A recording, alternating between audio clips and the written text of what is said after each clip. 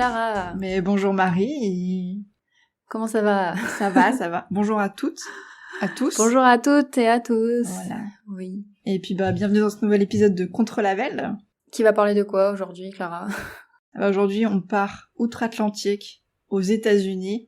Alors, on voulait partir dans les années 90, mais je pense que c'est plus années 80, 90. Et ben, en tout cas, je crois qu'on va pas trop au-delà de 2000. Non, on va pas aller trop vers 2000. On Non. s'arrête juste avant, je pense. Voilà. Et puis, quoi de neuf pour nous ? Pour le podcast, Ouais. y a de quoi de neuf. On a un Twitter, Eh enfin. Oui. On a une vraie forme de réseau social à vous proposer. Vous Voilà. pouvez nous suivre officiellement sur contre-du8 label. Voilà. Sur Twitter. Pour l'instant, on n'a pas tweeté grand-chose, mais ça ne serait que tarder. Et voilà. Donc, n'hésitez pas pour avoir des nouvelles, pour nous suivre, pour échanger avec nous. Ce sera notre forme officielle de réseau social. Quoi, si vous voulez vous tenir au courant de ce qui se passe simplement, on est sur Twitter et on pourra dévoiler un petit peu des fois des backstage, des trucs comme ça. On verra. On verra bien. Et aussi pour nous aider un peu plus à décoller, ce serait cool pour ceux qui nous écoutent sur YouTube de lever un pouce bleu quand vous nous écoutez et que vous avez apprécié, bien sûr. Et si vous vous sentez même d'attaque, vous pouvez même laisser un commentaire, attention. Ah ouais, on apprécie aussi les commentaires amplement. Voilà. Et si vous nous écoutez par Apple Podcast, n'hésitez pas non plus à nous noter, parce que cette plateforme permet de noter les podcasts. Voilà, ça aide au référencement, et donc si on est mieux référencé, on a plus de visibilité, donc il y a plus de gens qui nous écoutent. Voilà. Ne tardons pas, démarrons, Clara. Mais oui. Alors, comment on en est venu à vouloir traiter de rap West Coast, East Coast des années 90, Clara ? Oui, voilà, parce qu'en fait, c'est ça dont on va parler. Tout à l'heure, j'ai dit qu'on partait outre-Atlantique aux États-Unis dans les années 80-90, mais il s'agit effectivement de rap, quoi. De hip-hop, voilà. Tout ça. Et comment on est venu là je crois qu'on a toutes les deux une histoire un peu différente avec ça. Différente. Qui commence ? Tu veux commencer ? Je commence ? Allez, je commence. Ce qui s'était passé, c'est que quand on avait fait l'épisode musical sur le Sunshine Pop et les crooners italiens, que vous pouvez d'ailleurs écouter, n'hésitez pas, j'avais lu un article qui s'intitulait « Les 30 albums les plus californiens ». Et dedans, il y avait un album de Snoop Dogg. Et je me suis dit, ah ouais, Snoop Dogg, ah ouais, je savais même pas que c'était trop la Californie et tout. Enfin, moi, j'y connais absolument rien, quoi. Et donc, par curiosité, comme je suis tout le temps curieuse, j'étais allée voir Snoop Dogg, hop, sur Spotify, je vais regarder de quoi il s'agit, Doggy Style, ok. Et là, je vois un nombre d'écoutes, mais dingue, quoi. Et j'étais là, mais ah ouais, non, mais j'ai jamais entendu ça de ma vie, et il y a autant d'écoutes comme, quoi? Qu'est-ce que c'est? Qu'est-ce qui se passe? J'ai loupé un truc, quoi. Et donc c'est là que j'ai commencé un peu à m'intéresser à tout ce qui est rap West Coast, donc Californie, etc. Californie, on va le dire. Et voilà, et moi j'avais envie d'explorer ça parce que finalement je me rends compte que c'est assez méconnu en France et que on s'arrête souvent à l'image de Snoop Dogg, ah ouais, le mec qui fume de la beuh, trop drôle. Mais en fait, c'est un mec qui gère quand même. Et donc je voulais explorer ça. Ouais, donc tu vas nous en parler plus tard, parce que finalement, Clara, ouais, s'est vachement intéressée au style West Coast dans ses recherches. Et contrairement à moi, où moi j'ai fini par partir plutôt dans des recherches East Coast, tout simplement parce que c'était en avril 2019, il y a un film qui est sorti en salle en France qui s'appelle Mid-90s, et c'est un film de Jonah Hill, donc c'est un acteur bien connu, par exemple, qui a joué dans Le Loup de Wall Street, par exemple. Et donc ça, c'était son premier film qui est sorti donc en 2019, et en fait, en sortant de ce film, moi j'étais hantée par les musiques qui m'ont peut-être replongée dans notre enfance, Clara, puisque c'était vraiment tout ce qui est passé dans les années 90, quoi. Alors il y a un peu de tout dans les musiques de ce film. On a autant du rock alternatif que par exemple, encore une fois, de Mamas and the Papas, où il y a un gros problème. Ou alors que c'est pas années 90, mais bon, ils paraissent dans le film. Ou Nirvana, donc plus représentatif, et surtout du rap, mais East Coast. Et moi, ça a été vraiment mes coups de cœur à travers ce film. Et à la suite à la suite d'avoir vu ce film, j'ai écouté la playlist, la BO, mais en boucle pendant un certain temps, quoi. Ouais.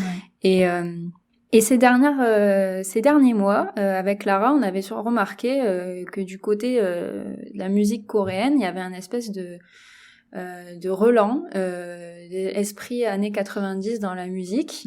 Ça se retrouve notamment avec, par exemple, on avait l'artiste de hip-hop Crush qui a sorti un morceau l'année dernière qui s'appelle Let Me, en featuring avec Devin Morrison, et qui est très... tu peux pas... Enfin, aux premières secondes d'écoute, tu comprends que on est reparti dans les années 90, quoi. Ouais. Tu peux pas le nier. Et aussi un groupe coréen qui avait sorti des versions remasterisées de ses vieux albums des années 90 depuis 2019. C'est le groupe O15B. Voilà. Et du coup, j'ai remarqué cette tendance, pas seulement visuelle, hein, parce qu'après, sinon, oui, on n'a pas fini. Il y a beaucoup, voilà, c'est ça, il y a beaucoup de comeback style années 90, mais dans la mode, voilà, ces choses-là. Mais là, on remarquait aussi dans les styles musicaux. Et en voyant Clara qui s'intéressait aussi au gangsta rap, on s'est dit, c'est pas possible, il faut qu'on traite le sujet, quoi. Voilà. On peut plus attendre.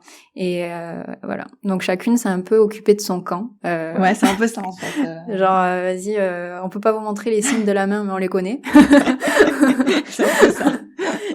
East Coast représente, Clara West Coast. Voilà. voilà.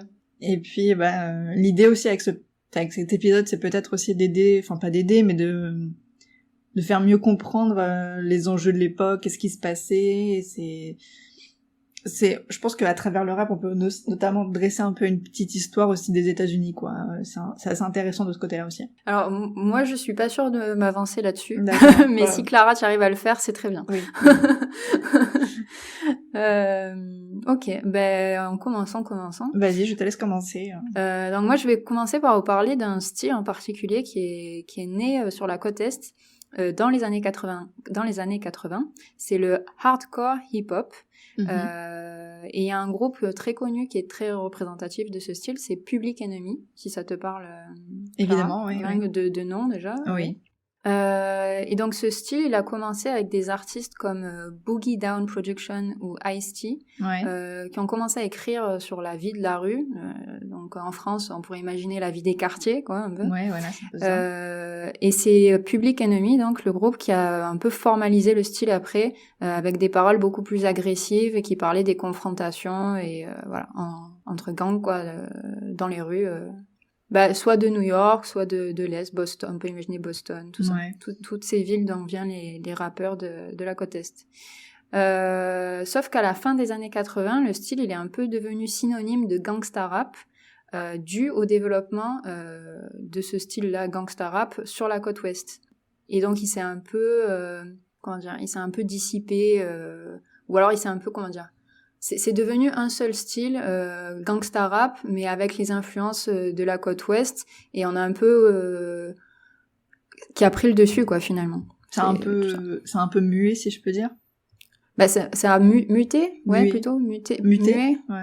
Plutôt muté en fait. Ce serait limite. Le style est né sur la côte est, mais il s'est développé finalement et a pris de l'ampleur et est devenu très populaire grâce aux artistes de la côte ouest, quoi. Ouais. Donc en fait, pendant un temps, on parlait plus d'hardcore hip-hop, je pense. On parlait juste de gangsta rap. Voilà. Okay. Et plus tard, c'est revenu. Mais je vous en parlerai plus tard, et avec un groupe en particulier. Et effectivement, comme dit Marie, le hardcore c'est un peu muté en gangsta rap, puisque le gangsta rap, en fait, qu'est-ce que c'est ? On peut dire que c'est un sous-genre du hardcore, mais c'est peut-être même son évolution. Et là où ça diffère, c'est que c'est originaire de la côte ouest. Et donc, qui dit originaire de la côte ouest, là où il fait beau, où il fait chaud, où il fait tout ceci, c'est beaucoup plus influencé, par exemple, par le funk. Donc, ça sera des sonorités un peu plus funky, mais dans les textes et dans le son, je vais dire, ça reste comme le hardcore, c'est-à-dire assez agressif. Assez virulent, voire même vulgaire, on va pas se mentir. Et en fait, c'est né d'une envie de de l'époque, puisque le contexte était assez compliqué aussi à l'époque côte ouest, où en fait Los Angeles était vraiment ravagé par le crack mais vraiment c'était terrible quoi. Et en plus, enfin les quartiers étaient un peu abandonnés par la politique de Reagan. Enfin c'était vraiment très compliqué à l'époque quoi. C'était aussi l'époque où tous les emplois du secteur secondaire, donc tout ce qui est usine, etc. Se délocalisent, donc il y a une grosse perte d'emploi plus le crack en abondance. Bah ça fait quoi? Ça fait des gangs. Donc ça fait et donc il y a on va dire il y a une ambiance de criminalité qui entoure un peu Los Angeles à cette époque-là. Et de ça, bah il y a le rap est tout de même assez populaire dans le milieu noir. Et de là naît le gangsta rap, où en fait la première chanson de gangsta rap vraiment qui cristallise le genre, pour moi c'est Boys in the Hood, écrite par Ice Cube, produite donc composée par Dr. Dre et rappée par Eazy-E. Et donc ces trois personnages, enfin dans cette chanson ils racontent en fait juste la vie du quartier. Et en gros, c'est un mec qui fait le tour de South Central ou de Campton, de là où ils sont originaires, en Californie, à Los Angeles. Et en gros, il raconte ce qu'il voit, quoi, c'est-à-dire vol de bagnole, c'est quoi, c'est le sexe, c'est la drogue. Non, il y a même pas la drogue, mais c'est les guns, c'est juste la violence, quoi. Et c'est raconté d'une manière très assez monocorde, tu vois, pour un peu souligner la banalité, on va dire, de ce genre de scène dans la vie quotidienne.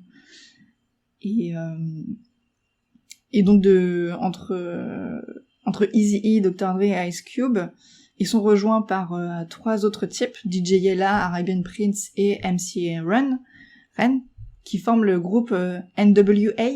Je sais pas, non, ça me parle pas. Faudrait que j'écoute un morceau pour voir, on verra. Niggas with Attitude. Et donc à l'époque c'est hyper controversé, parce que d'un côté ils sont hyper aimés, tu vois, genre ah ouais, raconte nos problèmes, etc. Enfin c'est génial, machin. Et en même temps d'un autre côté, enfin c'est des paroles extrêmement violentes, quoi. Donc à tout de suite, il y a par exemple il y a une chanson qui s'appelle Fuck the Police. Enfin forcément ça fait pas plaisir à la police, extrêmement raciste en plus à l'époque. Enfin oui, c'est sûr que tu peux pas faire plus clair comme message, hein. Voilà. Et même j'ai pris par exemple l'exemple d'une journaliste de l'époque, Sheena Lister, qui elle était complètement contre NWA. Elle disait ils traitent les meufs de pétasses, je suis une pétasse, je les emmerde, etc. Et finalement, quand elle a écouté une de leurs chansons, Dope Man, qui raconte l'histoire d'un mec complètement accro au crack, elle réalise qu'en fait ils font des textes qui parlent vraiment de ce qu'ils vivent au quotidien, et ça la touche énormément. Et effectivement c'est d'accord. Enfin voilà quoi. Non mais il y a un vrai contexte politique, social. Oui, clairement. voilà, qui fait que ce genre de choses émergent, quoi. Et je pense que c'était la même chose pour le hardcore hip-hop, où il se passait la même chose, mais un peu plus dans les années 80 à New York. Et oui, je pense que ça devait être vrai pour des groupes comme Public Enemy, mais c'est vrai que je suis pas trop rentrée dans les détails de ça, moi, parce qu'il y a tellement d'informations. Ouais, il y a beaucoup d'informations. Parce qu'on peut parler autant de la musique en soi que des paroles, que du contexte, et en plus il y a tellement d'artistes. Enfin là, moi je vais vous en parler d'une poignée, je sais pas pour toi, et je vais même pas être capable d'explorer tous les genres, quoi, parce que sinon on n'a pas fini, quoi. Ouais, c'est sûr. Mais tout ça pour dire que finalement le hardcore hip-hop se mute en gangsta rap, et le gangsta rap aussi il rencontre un certain succès commercial qui fait que ça prend un peu le dessus sur ah oui, complètement, sur le rap. C'est un phénomène, quoi, à la fin des années 80. Le gangsta rap, clairement. Ça dépasse justement la côte ouest, quoi. Je pense que ça influence complètement même la côte est. Ouais, complètement, ouais. Voilà, parce que moi je voulais vous parler d'un groupe qui a permis un peu de redorer le blason du hardcore hip-hop au début des années 90, et qui a permis en fait de redéfinir vraiment le style de la côte est, avec des rythmes dits minimalistes et des samples orientés autour de l'instrument, le piano. Et c'est le groupe, le Wu-Tang Clan. Oui. Est-ce que Mythique. Du coup ça te parle? Mythique, oui. Okay. Donc qui a été formé à Staten Island, New York City en 92. Et une des chansons qu'on retrouve dans le film dont je vous parlais tout à l'heure, Mid-90s, c'est Tears, de leur album Enter the Wu-Tang, 36 Chambers. Et cet album, il est considéré comme l'un des meilleurs albums de l'histoire du hip-hop. Voilà, oui. Quand même. Pour l'avoir écouté, je suis absolument d'accord. Alors, il faut savoir que le leader du groupe, il s'appelle Robert Fitzgerald Diggs, ou RZA. RZA. Et donc RZA, il a contribué et produit donc ah oui, voilà, c'est ça. Alors, on va rembobiner. Il faut savoir qu'il a quand même contribué et produit les musiques des 2 films Kill Bill de Tarantino. Ah ouais. Genre le gars c'est pas n'importe qui. Ouais, bah non, c'est pas n'importe qui. Je pensais pas à ce point, j'étais là. Ah ouais, d'accord. Okay. Non mais très bien. Parce qu'il faut savoir aussi que c'est un très grand fan d'arts martiaux, de films très connaisseur de tous les films d'arts martiaux des années 80. Et c'est pas pour rien qu'il a nommé son groupe le Wu-Tang Clan, Wu-Tang étant un des styles d'art martial dans le style kung fu, tout ça, qui s'oppose un peu au Shaolin, si je me trompe pas. Voilà. Tu en sais même sur les arts martiaux, c'est dingue. Enfin, ouais, voilà. Non, mais il y a toute une culture, quoi, derrière. C'est dingue. C'est pour ça que je disais tout à l'heure, il y a tellement de choses, c'est profond, quoi. Ça va loin, C'est pas léger, comme sujet, au contraire. Et qu'est-ce que je voulais dire? Oui, dans ce film aussi, on retrouve une musique qui s'appelle Liquid Swords, qui a été produite par GZA, donc ou aka The Genius, mais qui est le cousin de RZA. Donc ils sont 3 cousins dans le Wu-Tang Clan, faut savoir. Donc ça c'est le 2e. Et en fait, pourquoi il y a cette chanson apparemment dans le film Mid-90s, c'est que Jonah Hill, il explique que toutes les musiques qu'il a choisies pour le film, il les a choisies parce qu'il souhaitait partager avec le spectateur ce qu'il a ressenti jeune quand il a entendu pour la première fois ces musiques. Et par exemple, il citait Liquid Swords. Et ça, il le disait auprès d'un journaliste... Non, il le disait dans l'émission Newsy, qui est une émission dédiée à la musique. Voilà. Et toujours dans le même groupe, même communauté d'artistes, on va dire, on a la chanson qui s'appelle 1-800 Suicide de Grave Digaz, qui est là un groupe qui est formé notamment par un des membres de Wu-Tang Clan, donc le leader RZA, mais aussi d'autres membres d'autres groupes comme Stetsatonic,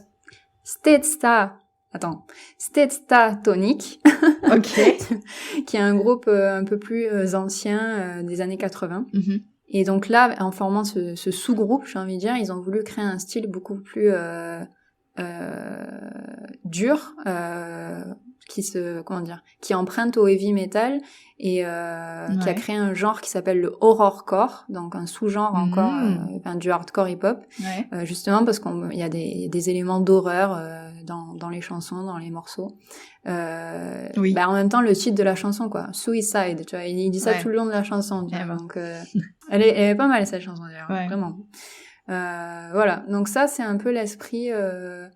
C'est pour moi, ça représente l'esprit hardcore hip-hop début des années 90 de la côte est, grâce à ces artistes-là, du Wu-Tang Clan. Quoi. Ouais, complètement. Ouais. Alors qu'au début des années 90, West Coast, qu'est-ce qui se passe? En fait, NWA s'est séparé parce qu'il y a eu des problèmes avec avec le boss qui, qui payait pas, quoi, en fait.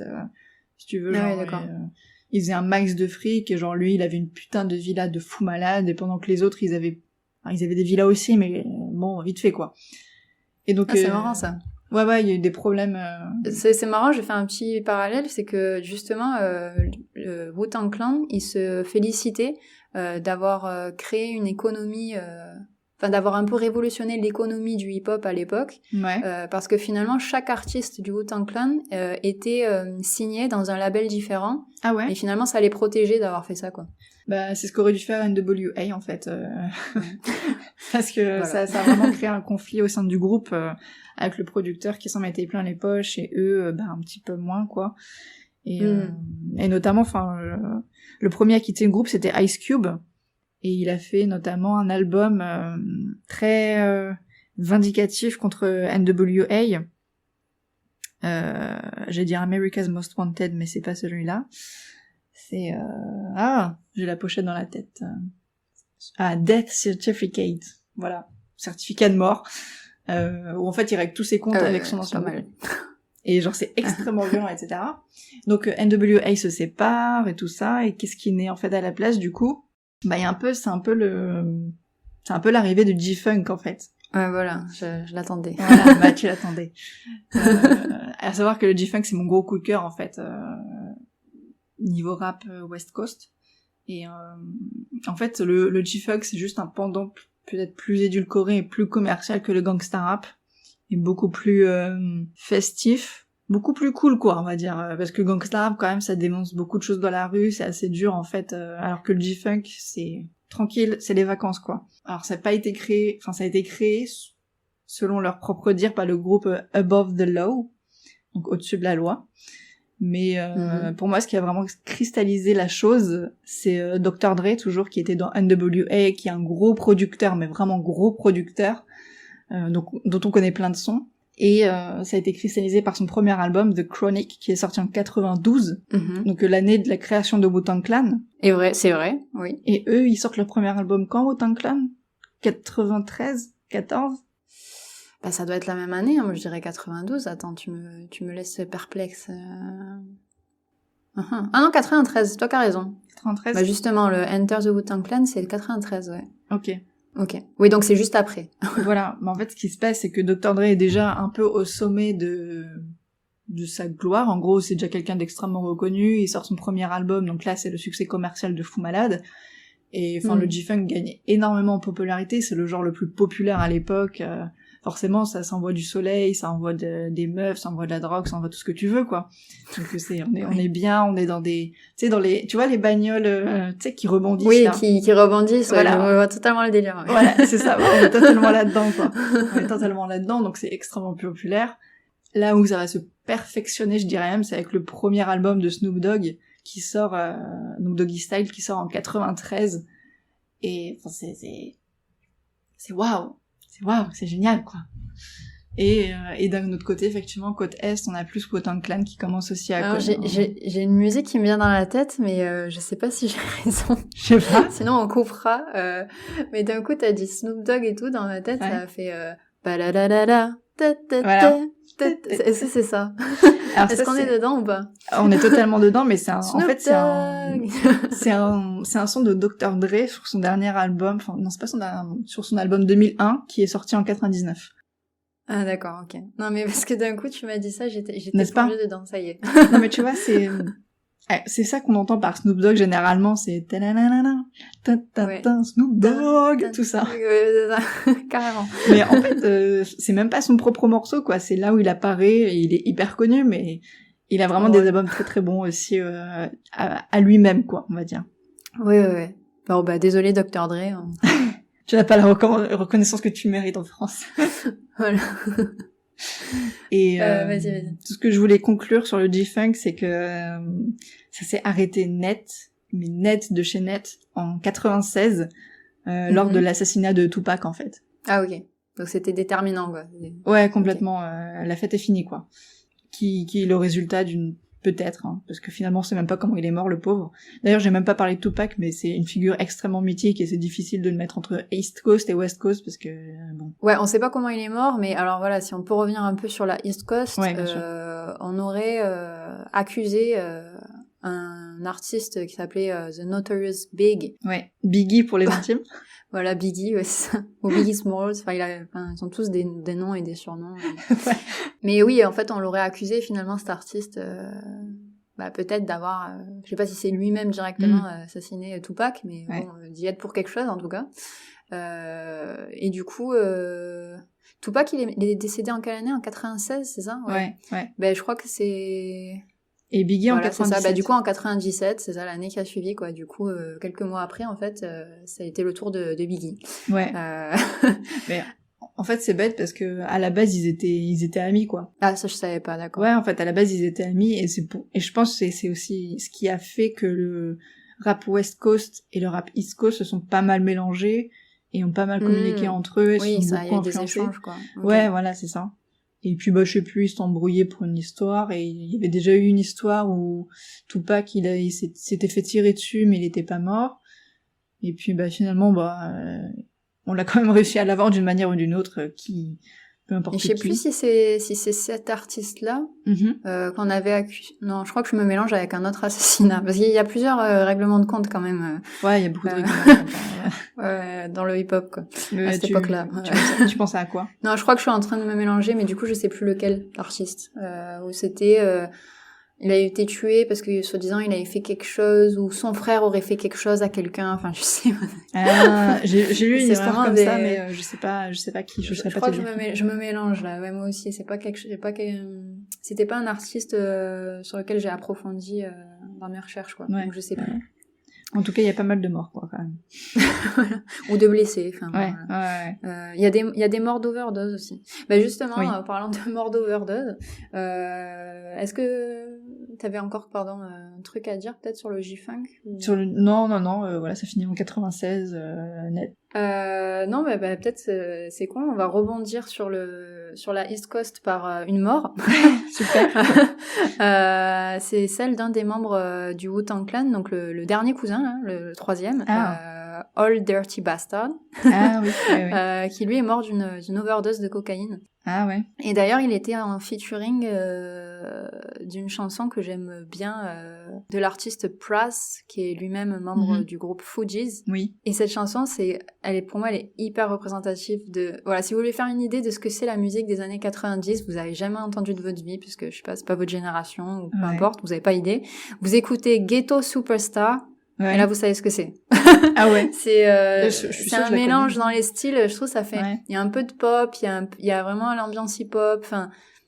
Tu te replonges, quoi. Tu vois défiler devant toi tous les films, toutes les séries, toutes les musiques de l'époque, l'ambiance, quoi, vraiment, le style vestimentaire, là. Tu te fais une idée, vraiment. T'écoutes cette musique, ça y est, t'as compris où t'étais, quoi. Donc, Ghetto Superstar de Pras, avec Old Dirty Bastard en featuring. J'adore son nom. Moi aussi. Ou ODB pour les intimes aussi. Trop drôle. Et d'ailleurs, en parlant de Fugees, Fugees, c'est un groupe des années 80, enfin de la fin des années 80, et justement qui est un des rares succès commerciaux, du hip-hop alternatif.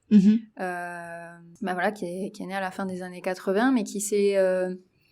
qui s'est un peu laissé étouffer par la popularité justement commerciale et le développement commercial et la popularité du gangsta rap. Et ça a un peu freiné le développement du hip-hop alternatif, et il y a quelques groupes, donc Fugees, qui ont quand même réussi à avoir une reconnaissance sur la scène du hip-hop à cette époque. Fugees, c'était un groupe avec notamment deux membres d'origine haïtienne, et dans le nom Fugees, je trouve ça intéressant de le noter, ça vient de Refugees, du coup. Ah, je savais pas. Voilà, c'est... Et par contre, ils ont un style musical, pourquoi on les dit alternatif, c'est parce qu'eux, ils font partie des groupes qui cherchaient, qui s'intéressaient un peu à une tendance reggae fusion, voilà. Ouais. Donc ça a changé de ce qu'on pouvait avoir à cette époque, quoi, sur le devant de la scène. Ouais. D'ailleurs, par rapport aux Fugees, parce que finalement, dans tout ce milieu du rap, du hip-hop dont tu es en train de parler, c'est, on va dire, 99,9% de mecs. Donc je me suis posé la question, mais où sont les femmes, tu vois? Oui, et alors que oui, tu as raison de le noter, il faut savoir, oui. Voilà. Oui, vas-y, je sais où tu vas en venir. Voilà. Et donc dans les Fugees, il y a qui? Il y a Lauryn Hill, qui sort dans les années 90, je sais plus exactement la date, son premier album solo, The Misconception of Lauryn Hill, qui rencontre un petit succès. Alors je sais pas si on peut dire que c'est un album de hip-hop alternatif pur, mais en tout cas c'est un album de hip-hop aussi, et qui fait partie aussi des classiques maintenant de l'époque. Pour moi, il y a un morceau de Lauryn Hill qui est très connu, pour moi, c'est Do Whoop. Oui, clairement. Voilà, c'est si vous voulez me faire une idée de ce que c'est, de qui elle est, vous écoutez ce morceau, et voilà. je pense que le visage, il me parlait en fait quand même, hein, quand j'ai redécouvert le clip, j'étais là, mais en fait c'était un visage connu quand même à l'époque quand on était petite. Hein, Je crois que j'ai dit The Misconception, mais c'est The Miseducation of Lauryn Hill, sorti en 98. Oui, c'est The Miseducation. Bah, c'est dans cet album qu'on retrouve de Whoop. Ouais, exactement, ouais. D'ailleurs, j'ai regardé le clip hier, c'est assez sympa. Hein.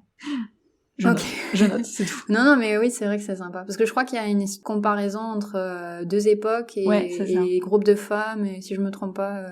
Ouais, il y a une histoire, en fait, c'est Lauryn Hill en 2 fois, où t'as elle dans les années 90 qui compare avec la communauté noire des années 60. Ah, c'est ça, ok. Ouais. Ouais, c'est intéressant. Ouais. Ah, et anecdote, faut savoir que le groupe, quand même, il avait pas trop de connaissances dans le milieu de la musique à l'époque, et du coup ils savaient pas trop comment décoller, et c'est parce que quelqu'un connaissait la fille ou le quelqu'un, enfin tu vois, genre un bouche à oreille, qu'ils ont réussi à se faire aider par pas n'importe qui quand même, mais Ronald Bell, un des cofondateurs de Kool and the Gang. Ah, ok, je vois. Voilà. Ça, c'était pour la petite parenthèse Fugees, parce que c'est vrai qu'ils sont un peu en dehors de tout ce dont on a parlé avant, mais ils ont quand même marqué la scène musicale aussi. Ouais, et c'est marrant parce que moi, les Fugees, j'ai souvent eu du mal, je connais de noms, effectivement, et je dois connaître sûrement quelques sons aussi, genre Killing Me Softly, je crois que c'est leur truc le plus connu. Mais tout ça pour dire que, les Fugees, j'ai souvent eu du mal à les associer vraiment au milieu du rap, au milieu du hip-hop, parce qu'effectivement... Oui, parce que leur style est à part, quoi. Ouais, c'est pour ça qu'on parle de hip-hop alternatif, effectivement. Ouais. Et d'ailleurs, en parlant de hip-hop alternatif, donc j'ai fait mes petites recherches, et en fait, du côté féminin, je veux dire, et j'ai découvert une artiste que j'aime bien, Meshell Ndegeocello. Et donc elle est plus côté neo soul, mais elle a un titre que j'ai beaucoup aimé qui s'appelle If That's Your Boyfriend, qui est sorti en 93. Et en fait, je l'ai trouvé extrêmement classe, parce que déjà elle a un look, on est en 93, elle a un look extrêmement androgyne, elle joue de la basse, mais c'est trop beau. Et puis sa chanson, elle parle de cul, quoi, mais de cul d'un point de vue féminin, mais... Ok, génial. Bah, ça fait du bien, quoi, ça change, chacun son tour, quoi. Ça m'a fait penser à un truc du genre, on dit souvent, Sex and the City, ça a apporté à la femme qu'elle parle plus de sexe, etc., mais Sex and the City, c'est sorti en 98, et ce morceau sort en 93, quoi. Enfin, je trouve ça extrêmement avant-gardiste, quoi. Ouais, surtout c'est une femme noire à l'époque, c'est peut-être pas évident même pour elle. Hein. Ouais, voilà. Et bref, je trouve qu'elle a extrêmement la classe. Donc si vous aimez les meufs qui ont la classe, Meshell Ndegeocello. Moi je vais aller écouter, parce qu'en plus je suis très néo-soul. Et là je vois qu'il y a écrit crédité pour avoir lancé le mouvement néo-soul. Bon, encore mieux. Voilà. Hein. Ok. Mais d'ailleurs, j'ai envie de dire, 93, c'est une bonne année, hein. C'est un bon vin, hein, Clara. 94 aussi. On va pas se mentir. Ah ouais, pardon. Ok, non, mais on continue dans les rivalités East Coast, West Coast. Maintenant, c'est avec les années de naissance. C'est ça. Parce que d'ailleurs, ça, pareil, dans les morceaux que j'ai découverts par le film, mid-90s, il y a un morceau, c'est 93 Till Infinity, par Souls of Mischief, et ça fait du bien de l'écouter, cette chanson aussi, un peu. Tu te dis là, je crois que ça fait plaisir pour quelqu'un qui est né en 93. Genre, je crois que en gros, il y a une phrase qui tourne en boucle dans les paroles, c'est This is how we chill in 1993, tu vois, genre, tout lent. Yeah. Et là, tu vibes, quoi. Tu vibes à fond. Voilà. Ça, par contre, c'était une petite aparté, mais c'est West Coast pour le coup. Mais j'ai pas plus fait de recherche sur le groupe en particulier, mais c'était bon de les noter. Pour retourner, donc, si tu veux bien, sur la côte Est, j'aimerais parler d'un groupe, c'est A Tribe Called Quest, qui a été formé dans le Queens en 85, et qui est donc un pionnier dans le hip-hop alternatif. Q-Tip, le beatmaker, comme on disait tout à l'heure, donc c'est le producteur, DJ, on va dire, le producteur. Voilà. Le terme, c'est producteur en anglais, mais on voudrait pas vous mélanger parce que producteur, ça n'a pas le même sens dans la scène hip-hop et comme producteur en France où c'est point de vue économique. Voilà, c'est celui qui donne les pépettes. Voilà, nous, quand on dit producteur ou producer ou beatmaker, c'est celui qui va fabriquer le rythme, quoi, la musique. C'est la boîte à rythme, quoi. Voilà, c'est ça. Et donc Q-Tip, qui était le leader donc du groupe, il est ami avec justement avec Jonah Hill, le réalisateur du film, là, 90s, l'acteur. Et c'est une des premières personnes à avoir visionné le film. Ouais. La chanson qu'on retrouve dans le film, c'est Sukani. Ah, je vois ce que c'est, oui. Et je pense qu'elle est bien connue, de l'album Midnight Marauders. Oui. Alors clairement le groupe Tribe Called Quest, il a des influences, des claires influences jazz. C'est pour ça qu'il est dans cette catégorie hip-hop alternatif, quoi. Et la chanson qui est la plus connue, enfin la plus populaire de cet album Midnight Marauders, c'est Award Tour.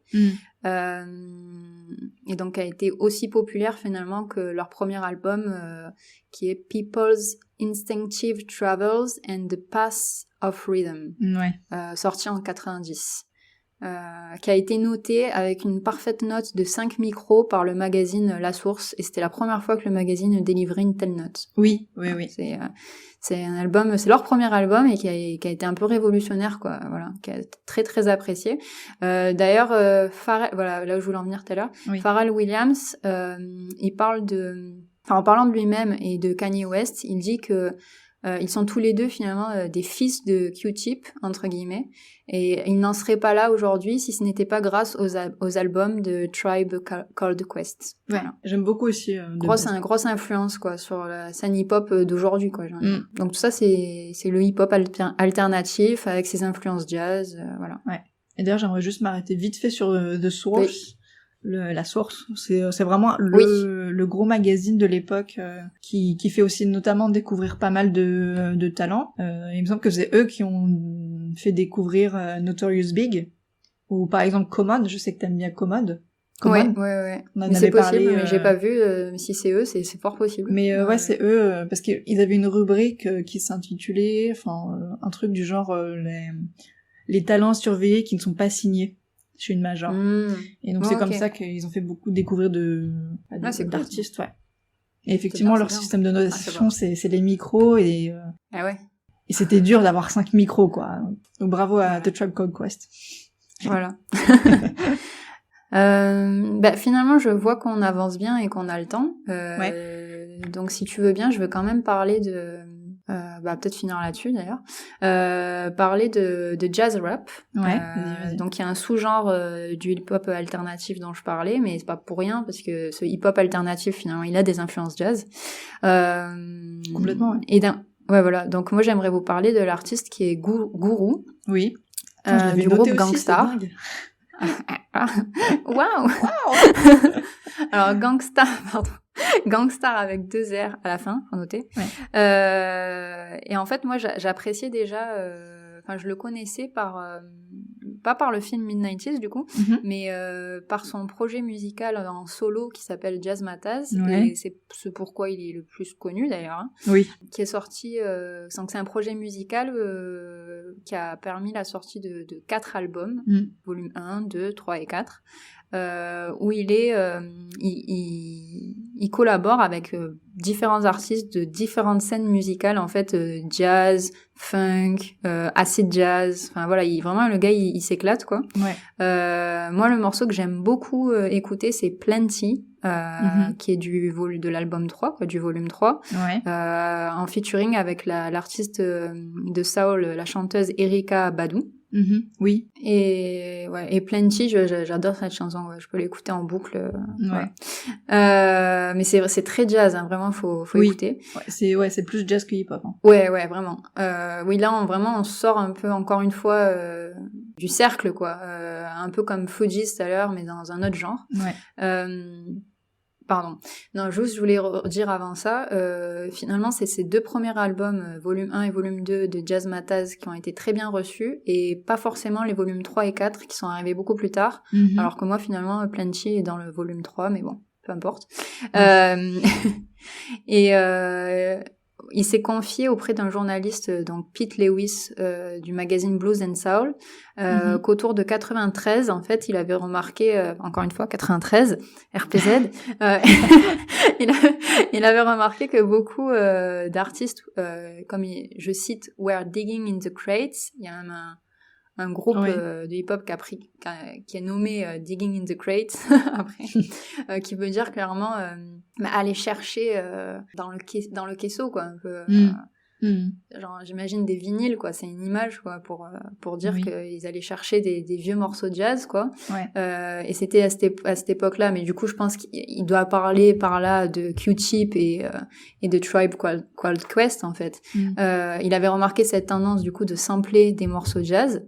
Il trouvait ça cool, mais lui, il avait envie d'aller plus loin, d'aller à un niveau supérieur et de créer un nouveau genre, finalement, en amenant dans les studios les gars dont il reprenait les morceaux, finalement. Pour créer des originaux. Ouais, voilà, c'est ça, pour créer. Oui, parce qu'il y a un artiste. Alors là, je suis en train de me mélanger. Je sais plus qui c'est. Si c'est Q-Tip ou si c'est RZA. Alors j'avais vu dans mes recherches, en tout cas, il y avait un artiste qui finalement, avec les années, il s'est formé musicalement. Et il disait qu'aujourd'hui, quand il produit une musique, il a acquéri une culture musicale, quoi, qui fait que maintenant il compose vraiment la musique. Là où à l'époque, vu qu'il n'avait pas une culture musicale, il faisait que mixer des choses qui lui étaient à portée de main, en fait, finalement. Donc les vinyles, quoi.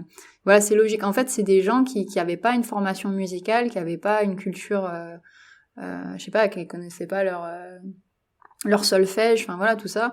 Et du coup, ils faisaient avec ce qu'ils avaient sur place, quoi. C'est pour ça que c'était des DJ, quoi, vraiment, c'est ça, quoi. Ils remixaient, c'est bien le terme, ils remixaient, ils refaisaient, quoi, des morceaux à partir de morceaux existants. Et donc cet artiste-là, je sais plus lequel, d'ailleurs, c'est un peu dommage, je disais que du coup, maintenant, avec les années, il s'était formé, finalement, musicalement, à l'oreille, tout ça. Et donc maintenant, il composait réellement. C'est intéressant, ça, quand même. Et du coup, je pense que c'est ce qu'a cherché à faire plus Guru par rapport aux autres artistes de la scène hip-hop. Oui, parce qu'à la base, la scène hip-hop, c'est très, c'est à base de samples, quoi. On prend des vinyles qu'on connaît ou des deux morceaux qu'on connaît, on les mixe pour en faire quelque chose de nouveau. Et par exemple, c'est comme ça que Dr. Dre a commencé. Il était DJ en fait, dans une boîte. Enfin voilà, quoi. Et son métier, c'était de mixer, quoi, pour faire quelque chose de nouveau. Ouais, c'est ça. Et effectivement, je pense qu'au fil des années, quand ton oreille s'est aguerrie, quand je sais pas trop comment ça se passe, effectivement, t'arrives à un niveau où tu peux composer toi-même. Tu cherches vraiment à te renseigner, à t'enseigner, je veux dire, vraiment à comprendre la musique, quoi, peut-être, avec les années aussi, si tu restes passionné. Oui, voilà. En fait, ils font le chemin inverse de quelqu'un qui va au conservatoire, quoi. Voilà. C'est totalement ça. Voilà. Mais ça veut pas dire qu'ils ont pas la musique en eux, tu vois. Sinon, clairement, Sinon, il y aurait pas de beaux morceaux comme ils ont fait. Et je voulais juste noter, voilà, par exemple, pour donner une idée sur le travail de Guru, son premier album, la Jazzmatazz, dans cet album, on retrouve notre cher ami français MC Solar. Et dans le volume 2, on retrouve des artistes bien connus aussi, comme Ramsey Lewis, Jamie Rockway ou Chaka Khan. Je sais pas si tu connais Chaka Khan, du coup, pour le funk. Moi, je l'ai découvert, là, il y a... en 2018, quand elle a sorti le morceau Like Sugar, c'est pas du tout, c'est pas du tout une artiste de notre époque, mais elle a sorti ce morceau là en 2018 et j'étais red dingue fan.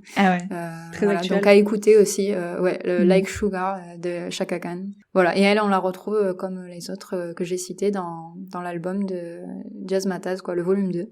D'ailleurs, je voudrais juste dire que effectivement, tu disais dans le volume 1, on retrouve MC Solar. Et donc le volume 1, c'est 92. Et c'est aussi à ce moment-là où le rap commence vraiment à émerger aussi en France. C'est là où on commence vraiment par exemple, je crois que c'est cette année-là, je suis pas sûre. MC Solar, il commence à se faire connaître avec son tube Bouge de là. Et c'est là où on commence vraiment à avoir des groupes qui émergent, quoi, en France. Mais c'est vraiment les tout débuts du hip-hop en France, où dans les années 80, c'était très... On n'était pas là encore. Du tout. Est-ce qu'on a fait le tour, Clara?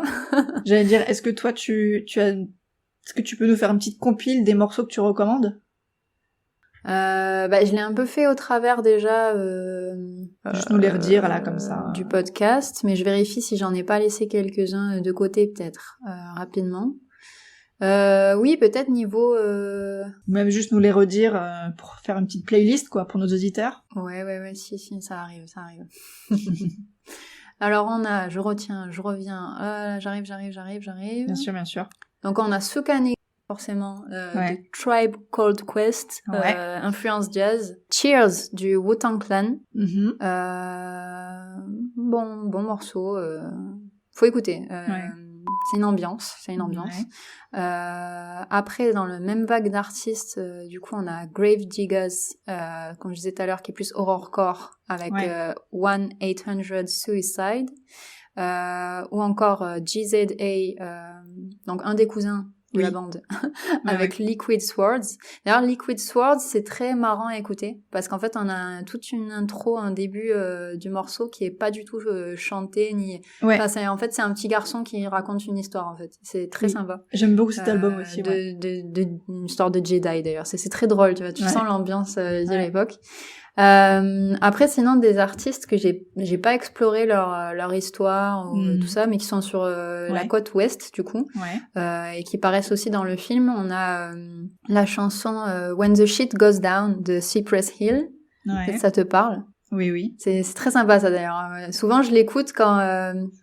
Comment dire en gros, quand je me dis, il faut que je sois prête à n'importe quelle éventualité. Genre en gros parce qu'en gros voilà, il faut écouter. Ça te donne de la force un peu. Voilà. Et après il y a le groupe The Far Side, je sais pas comment on le nomme, je suis désolée, avec la chanson Passing Me By. OK. Passing Me By, pareil qu'on retrouve dans le film. Je pense qu'il faut que tu regardes le film, Clara, quand même. Bah clairement, je vais le regarder, oui. Voilà, hormis la playlist, je veux dire, le film est enfin, il est sympa en soi quand même aussi. Je dirais pas que c'est le film révolutionnaire, mais il raconte quelque chose et c'est un bon moment à passer, c'est un bon film. Et est-ce que j'en ai quelques autres? J'ai Put It On de Big L, qui est très très rythmé, très sympa. Je sais pas si tu vois, Put It On, Big L, Put It On. Non, je sais pas. Non, je l'ai pas. Ça crée un peu, mais pas vraiment. Enfin, c'est sympa. Et après, il y a You're Playing Yourself de Jeru Z Damaja. Donc Jeru, J-E-R-U, plus loin Z, enfin T-H-E, plus loin Damaja, D-A-M-A-J-A, parce que je sais pas comment on le prononce autrement en anglais. Très sympa aussi, c'est... Alors, You're Playing Yourself, enfin, Jeru Z Damaja, il a été produit par DJ Premier. C'est le beatmaker de Gangstar avec Guru. Et donc, c'est lui qui a produit notamment les albums de Jeru Z Damaja. Ok. Avec You're Playing Yourself. Voilà. Très bien. Eh bien, et moi dans ma petite playlist, j'avais aussi, comme toi, Passing Me By de The Far Side. Cool. Ouais. J'ai beaucoup aimé. J'avais The Shiznit de Snoop Dogg sur son premier album. Mais vraiment, j'ai eu un coup de cœur pour Snoop Dogg. Comment te dire? J'aime trop son... cool, hein. J'aime trop son flow. Très qui traîne, tu vois, genre...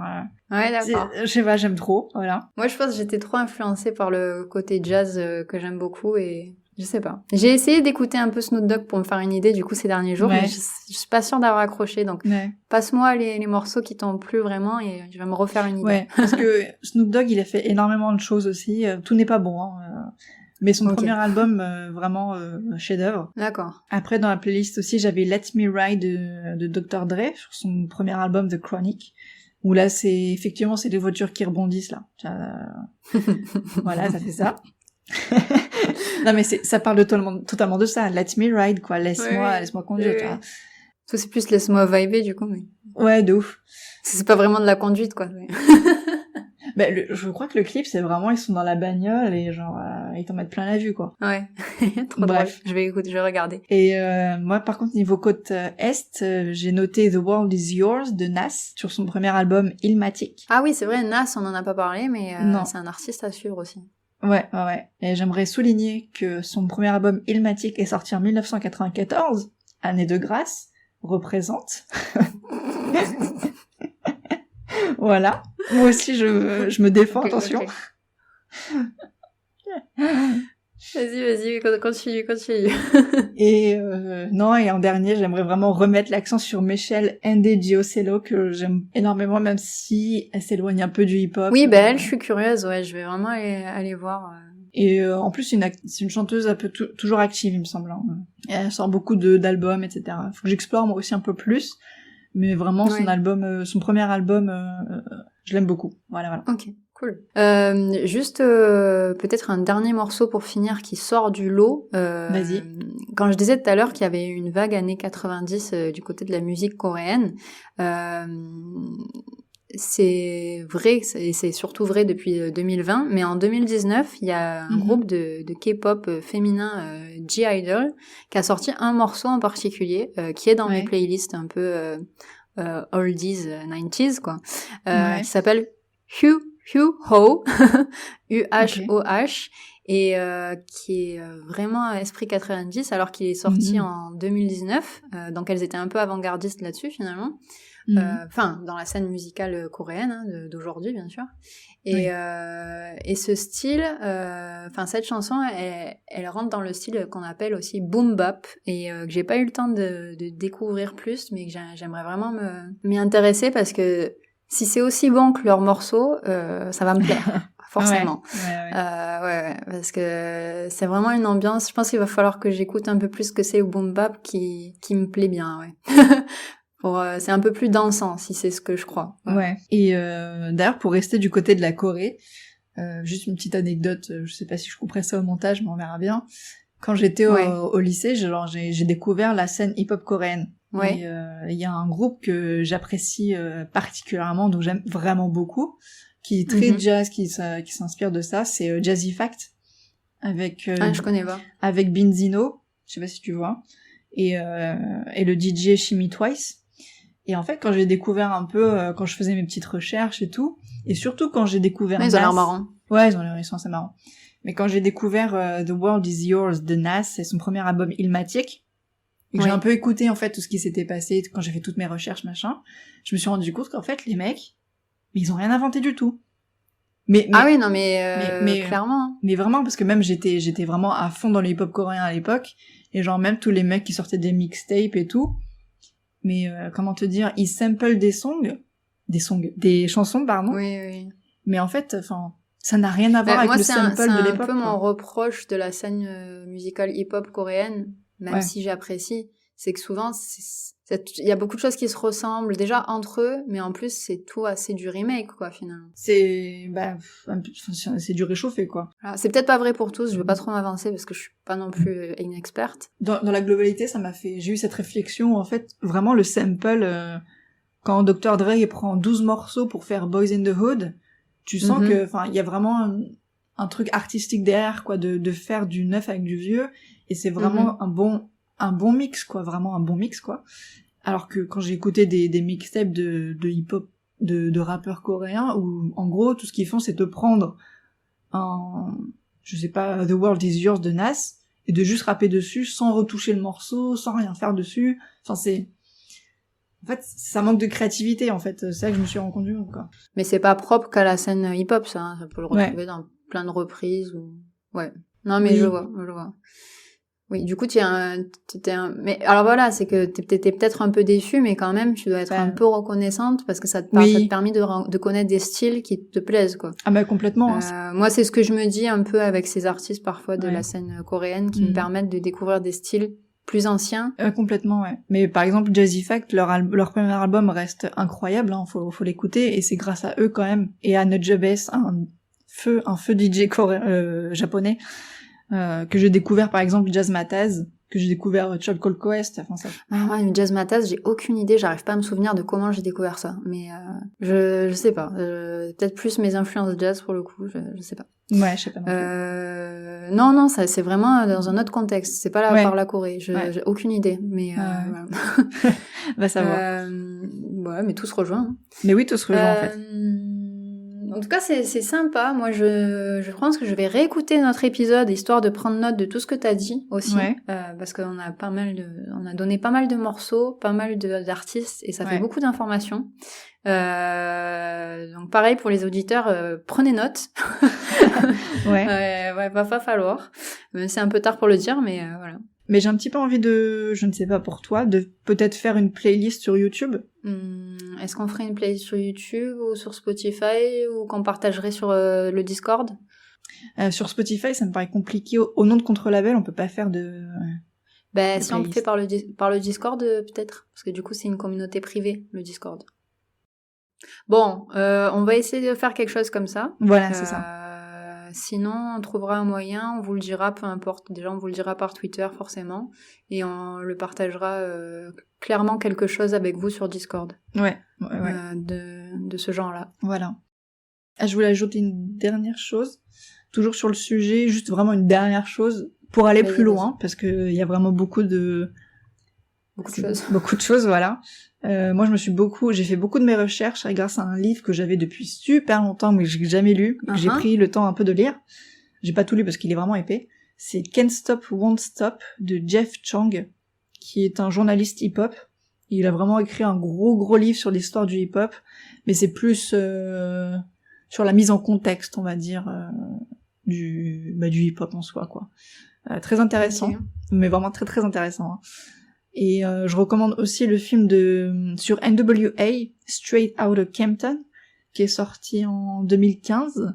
Et c'est vraiment un bon biopic sur le groupe NWA. Tu peux répéter le nom du film? Alors le film c'est NWA : Straight Outta Compton. Oh, ok. Comme leur premier album. D'accord. Ça retrace l'histoire du groupe. C'est un genre documentaire, ça dure combien de temps? Non, c'est vraiment un film de fiction, hein, par contre. Ah, fiction, d'accord. Enfin, mais c'est un biopic, en fait.